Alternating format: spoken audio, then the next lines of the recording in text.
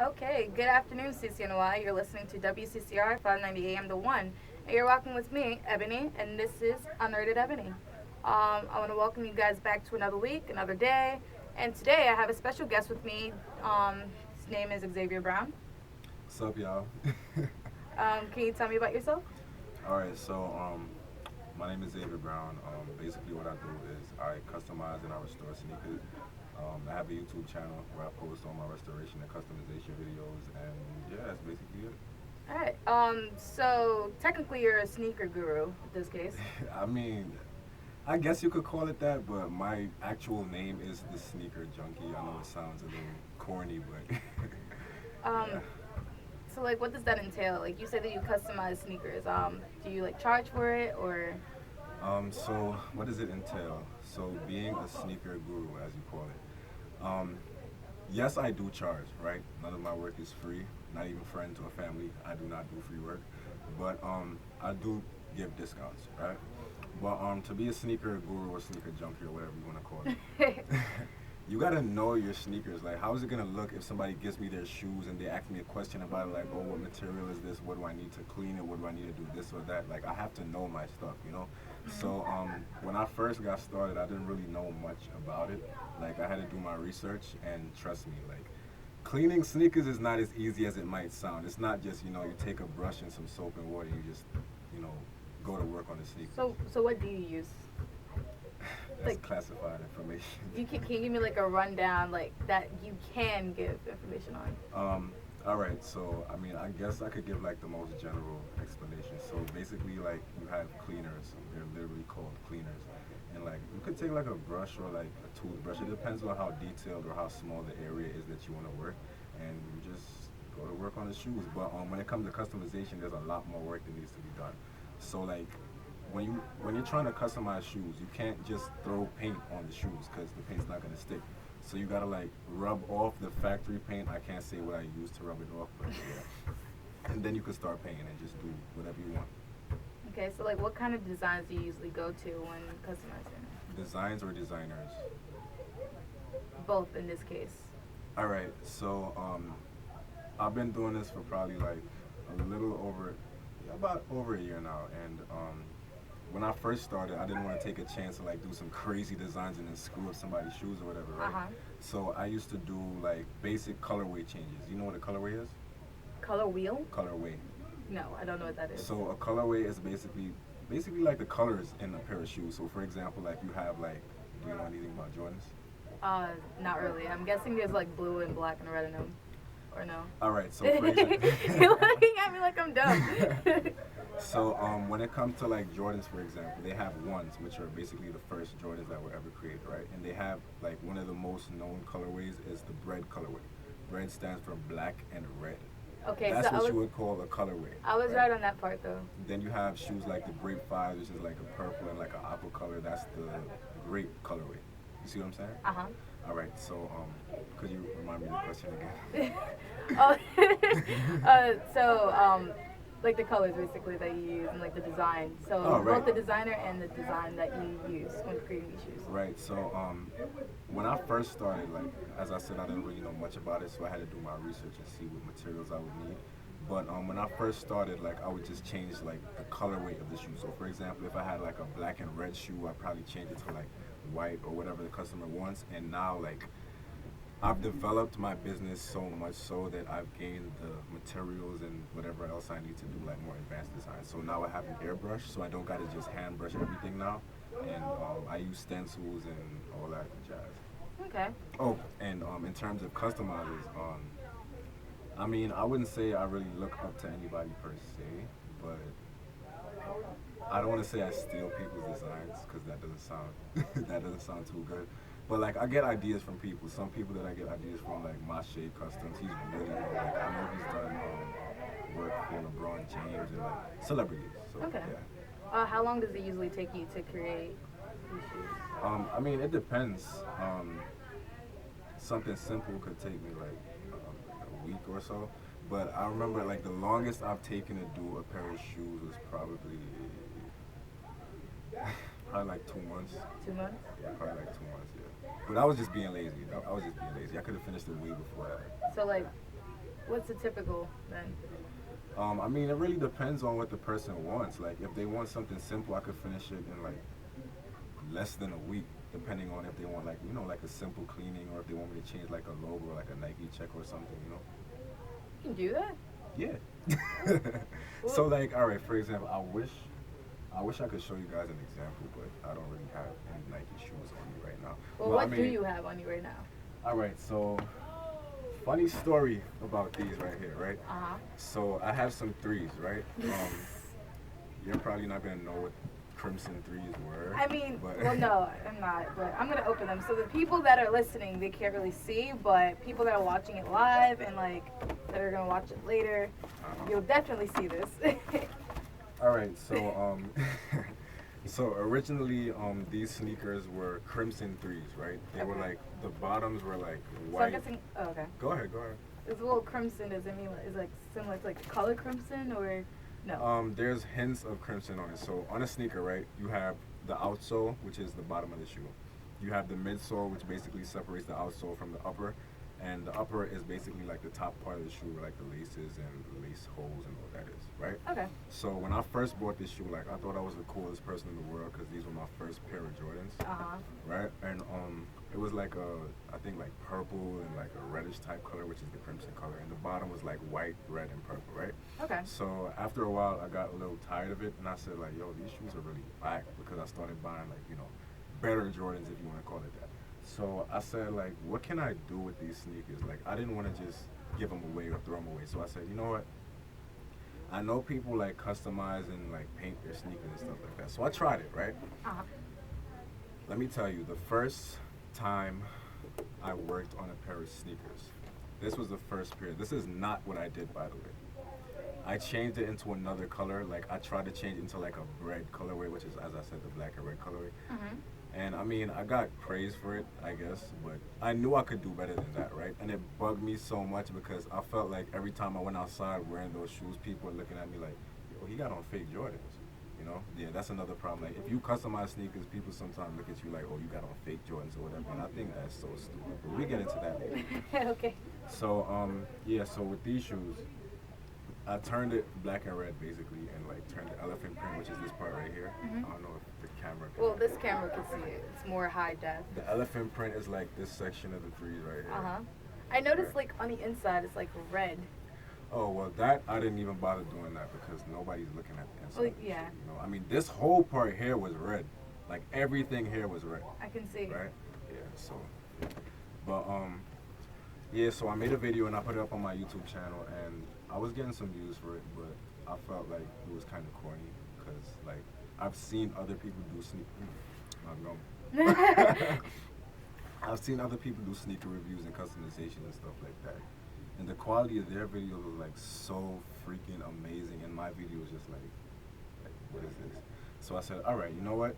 Let me just scrap the whole thing and just redo the whole shoe, right? So I said, all right, what can I do with this shoe now that I've screwed it up and I've put all these different colors and all that, right?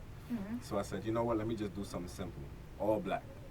But then all black was so plain, so I said, all right, let me change the lace tips, right? So these were originally black. Come on. These were originally black, and then like I just put the gold lace tips on it, and I don't know, I feel like they came out pretty good. They look good. They look like you bought it off the shelf like that. Yeah, but you see, the thing is, like, I wore these multiple times, so like there's some creases. I didn't even bother taking the creases off. I just use these as like beaters. You know what a beater is, right? What is a beater? So a beater is basically a pair of sneakers that you really don't care about. So you just beat up. So it's like something that you would play ball in. You don't care. I wouldn't play ball in these, but okay. But yeah, I wouldn't really play ball in these. But these, I don't want to say I don't care, but like they're like okay, like they're not my best work, Okay. All right. So I could give you like a little more of the history behind why I started doing customization. Yes, please enlighten me. All right, so when I tell people that I do customs, a lot of times I get asked like, have you ever screwed up shoes so bad to the point of no return, right? And I had a pair of 13s, Squadron Blue 13s. It's like a kind of bluish, yellowish type color, right? So I thought they were corny after a little while. I wore them a couple of times, thought they were corny, and they just got old to me, right? So I said, what can I do with these shoes? And at this time, I didn't really know much about customization, right? So I thought I could just throw some paint on it. Let me tell you, the way I screwed those shoes up, even now, like I'm still trying to figure out like how can I fix these shoes, and I've had no luck.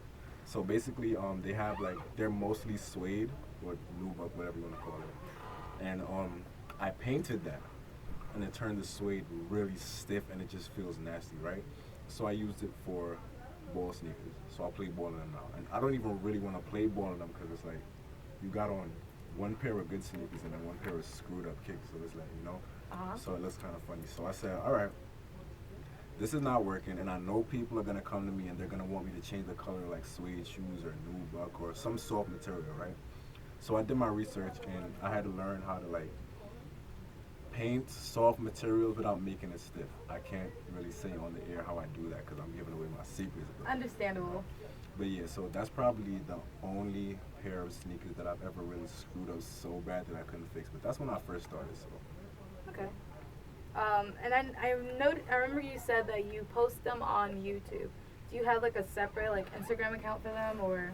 So I have a personal Instagram account, and I also have an Instagram account for my sneakers. I'm really mostly on my personal one more, and I post my work every now and again on my personal one. Like every now and again, I try to log on to my sneaker one and post something, but I don't really have much of a following on there yet.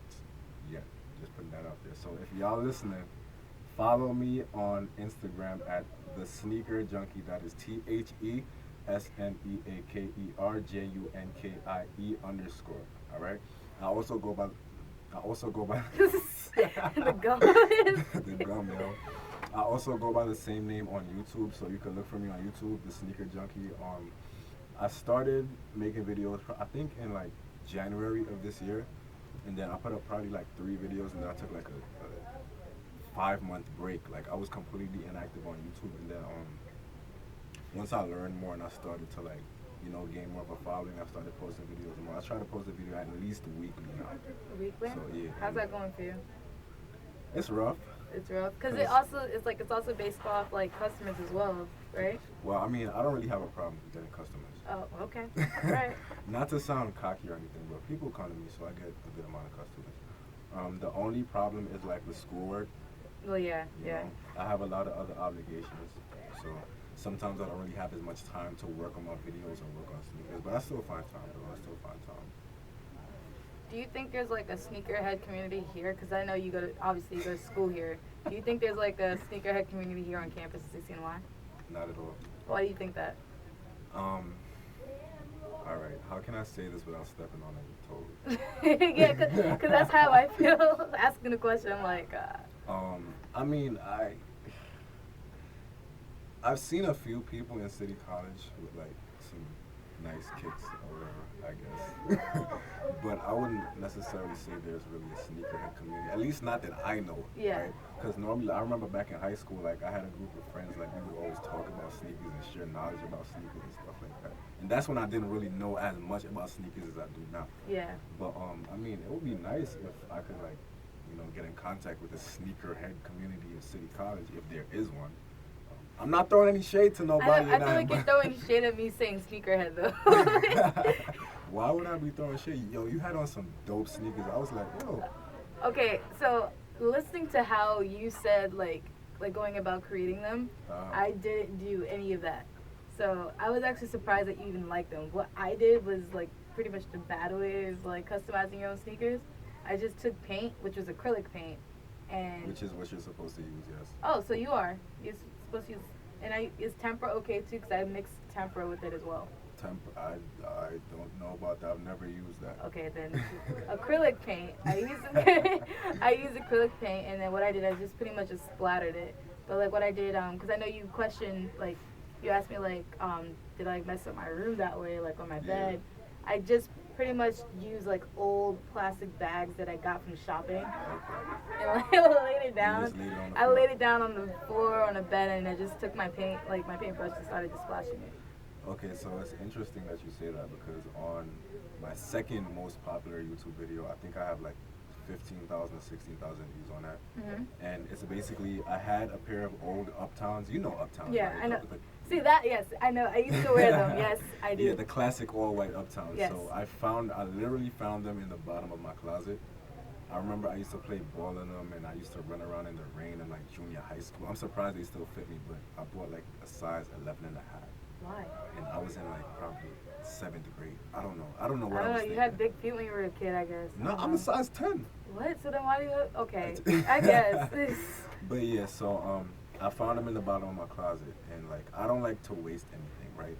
So I took them out, and I'm like, all right, I'm a sneaker restorer, right? These are probably, and I wish I could show you guys, but I already fixed them, so it wouldn't really make sense. But I said to myself, like, what can I do with these sneakers, right? Because I didn't want to throw them away, and I wasn't going to give them away, right? So I took them out the closet, and I tried to restore them, and it was taking me so freaking long because, like, the midsole was yellow. You know what the midsole is, right? The part that separates Yeah. Yes. So the midsole was yellow, and a lot of people have the misconception that you can take yellowing out of sneakers by just wiping it or cleaning it. That is not the case, right? You have to put a special sauce. This is what like the restoring community calls it, the sauce, right? You put it on there and you leave it either in the sun or under a UV light, and it basically takes the yellowing out. So you cannot take that out just by like scrubbing it as hard as you can, right? And it was taking me forever, but I finally got it out because, you know, nice like that. but yeah, so those shoes, I remember, did I say at the beginning of the interview, like, it took me like a couple months to Yeah, you said like the most it took you was like 2 months? All right, so I might have to take that back because with those Uptowns, I remember I started them in probably February, probably like around February, and then I didn't finish them until last month. Really? Yeah, because I just got fed up and I said, yo, this is really too much. But then I said, you know what? Let me just do it and make a YouTube video. Because at first, I tried to make a YouTube video and like it was taking too long, so I got fed up and I just threw all my old files away. But thank God, like I still had it in my recycle bin, right? Yeah. So I got all my old files back and I finished the video, and it's now my second most popular YouTube video. That's dope though. Yeah, my most popular one. You gotta have patience with stuff like that. Yeah, that's true. With my most popular YouTube video, I did a customization on some infrared sixes, and I turned them into what you call white cement sixes, right? I don't know how I could describe it, because it's like, you just have to watch the video to know what I'm talking about. And that video has, I believe, 50,000 views and over 700 likes, and like I think like 200 comments on it. And yo, you see, the thing that gets me upset about posting on YouTube is that people steal your ideas. Yeah. And don't give you any credit for it. Yeah. So there's another customizer, right? His name is, I'm not even gonna No, say don't say his name. I'm Don't not say his even gonna name. say his name. So he commented under my video and he was like, "Oh, nice custom, bro. Whatever, right?" So I'm like, "Okay, thank you."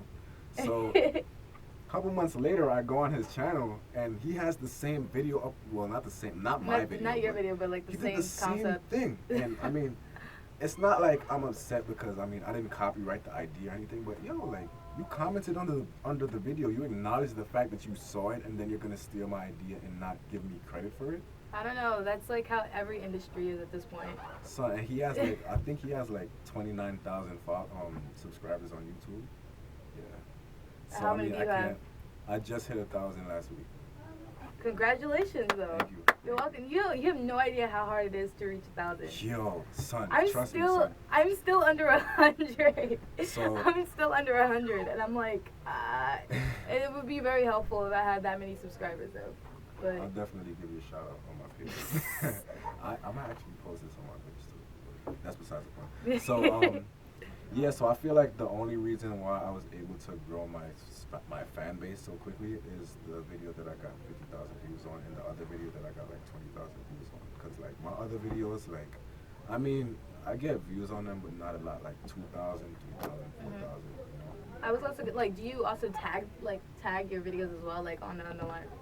Yes. Yeah, you that tag is them? very important. Like, if you're listening to this and you have a YouTube channel, whether it be for sneakers, beauty, whatever, For anything, really. for anything, anything. at all, make sure that you tag your videos. Trust me, it is very helpful, because you see, like, when you're on YouTube and you have like the sidebar where like you see like the suggested videos.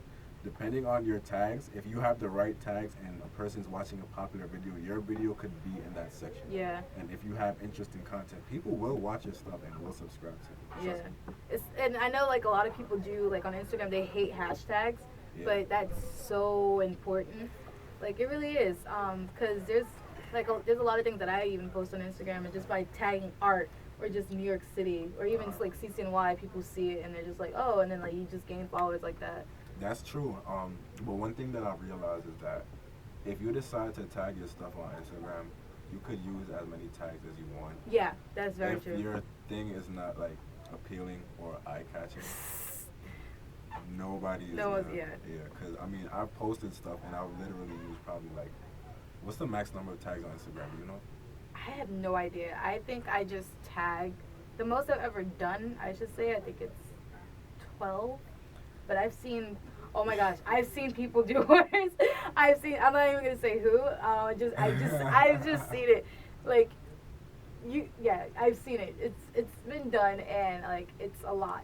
Like it's just a lot. Like, and I feel like sometimes with hashtags, I don't know why, but I feel like people are like shouting at me whenever I see it, and that's why I don't like using it so much, because like it's so used excessively. And when I'm like scrolling and I just see, yeah, I'm just like, oh my gosh, okay, I'm gonna keep scrolling and not look at this, and I'll go back to it later. Okay. Like, but yeah. But yeah, so like, I have on my sneaker channel, like, I tag my stuff until like Instagram tells me like you had exceeded the number of tags. Seriously? Like that, right? They do that? Yeah. I didn't even know that. See, that's how Like you know. That's how you know I don't tag like that. Like they put the little red exclamation mark thing and they say you can't tag anymore, right? So on some of my pictures or videos or posts or whatever, I tag that much and I get 0 likes. I'll be humble, I'll be honest, some of my stuff I get 0 likes. But like for my interest, like my most popular stuff, especially like with the customs that I put on YouTube, I tagged it and within like 10 minutes, 30 something likes, which is it's not an amazing feat or anything, but it's something. It's something, yeah. It's something, you know. Like, do you feel like the most views and like the most like sneakers that you get for your customized? Wow, lots of words right now. But yeah, for your most viewed, basically your most seen work, do you feel like it's usually like what's out and what's popular at the moment, or because I feel like that also like runs along the lines of that as well? Well, I mean, with sneakers in general, I've noticed. All right, so I don't know if you've heard the term hype beast before. Yes, I have. All right. I'm not that under a rock, so yes, I have. So I don't really know how I feel about that term, because it's like it's good in a sense, but then again it's kind of annoying too, because I've been referred to as a hype beast before, right? I don't know if you agree with that or whatever, but I've been called a hype beast before, and I'm like, yo, like I like what I like, you feel me? But then again, when it comes to posting stuff on YouTube or Instagram, whatever, you have to post the hype beast stuff if you want to like gain a following. Yeah. Right? So in a sense, I mean, I guess you could say like I'm a part of the hype beast culture, if you want to call it that. But I'm not a hype beast, because like I like what I like. Yeah. So I don't know, it's weird. Like you could say like I don't believe in that term, but I also believe in that term because it's helpful in like social media or like a business or whatever. Exactly, and I feel like that's where social media is going to, especially with hashtags and like tags in general. Because everyone's always using social media and social networking sites. That's what gets people to look at your stuff. That's true. And I don't think that like if you're a hype beast, I think it should like you should be that, like that should be what you do. Especially if you're using those things to get people to look at anything that you do.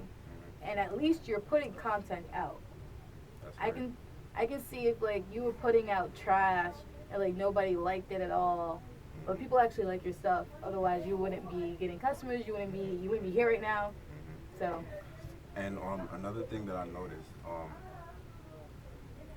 when it comes to sneakers nowadays, like I don't know, like sneaker culture to me is just like it's not what it used to be, right? Well, yeah. Right. Like I remember at one point, if you wanted to buy a pair of Jordans, you could get Jordans for like $125 retail, but that was a long time ago. Now, I had those.